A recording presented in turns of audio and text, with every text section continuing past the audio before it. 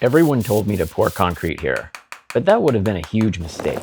Instead, I tried something almost nobody does, and it completely transformed this side yard. And about halfway through the building of this project, I accidentally broke something underground that almost ruined the entire thing. Ouch. But in the end, I saved myself over $11,000 DIYing this project myself. And before I get into the price breakdown from contractors versus how much it cost me to do it, I want to get busy on showing you how to do this application for yourself. And because we're all DIY guys, let's just jump into it.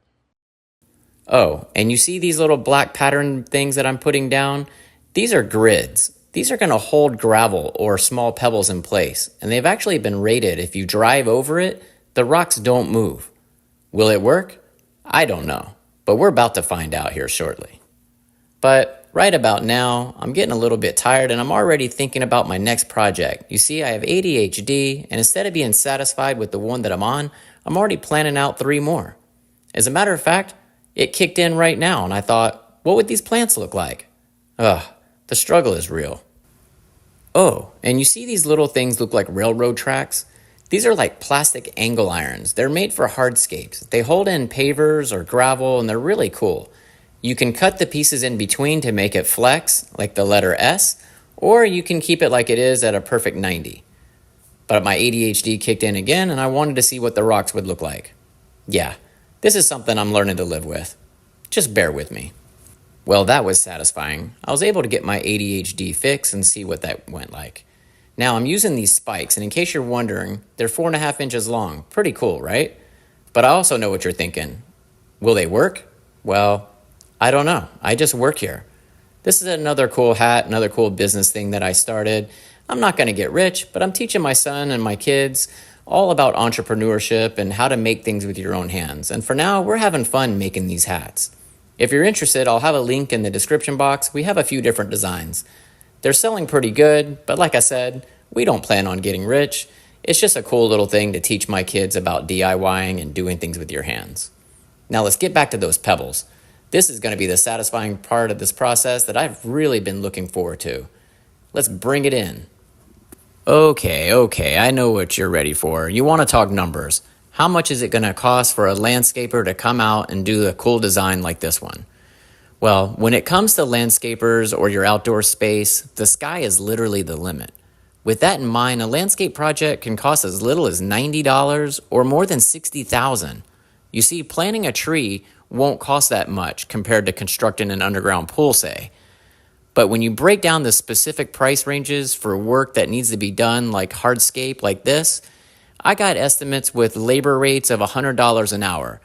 You add in the materials, and this project was going to cost somewhere in the neighborhood of $10,000 to $11,000. Woo! That's high, right?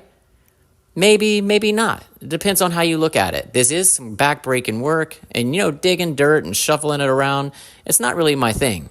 But DIYing is my thing, so I tackled it. And the satisfying part is mixing these rocks together. The black rock, the brown, the white, it really makes it more like art. So therefore, I'm able to do these projects and have a blast. And you're probably wondering how much it cost me. I didn't charge the labor because this wasn't for a customer. This was for myself. So I was able to save myself the labor. But the cost of my materials was $2,100. So with the lowest bid coming in at $11,000 and my price of just a little over $2,000, I saved a tremendous amount of money. Plus, I learned a new skill with hardscaping and had a lot of fun doing it. And I got to teach some things to my son as well. That's a win-win if you ask me. But off camera, this is where things went really south. With those spikes that I was hammering down, I decided not to cut them to 4 inches, and I had some that were over 12 inches long. I thought it would be better for anchoring purposes. Well, turns out I hit the irrigation lines, and it created a huge mess that I actually had to redo. But I did what any good homeowner would do, and I called some irrigation experts. They came in, they fixed the lines, and boom, easy peasy. I wish I would have got footage of it, but I was slightly embarrassed. Note to self, check the irrigation before digging.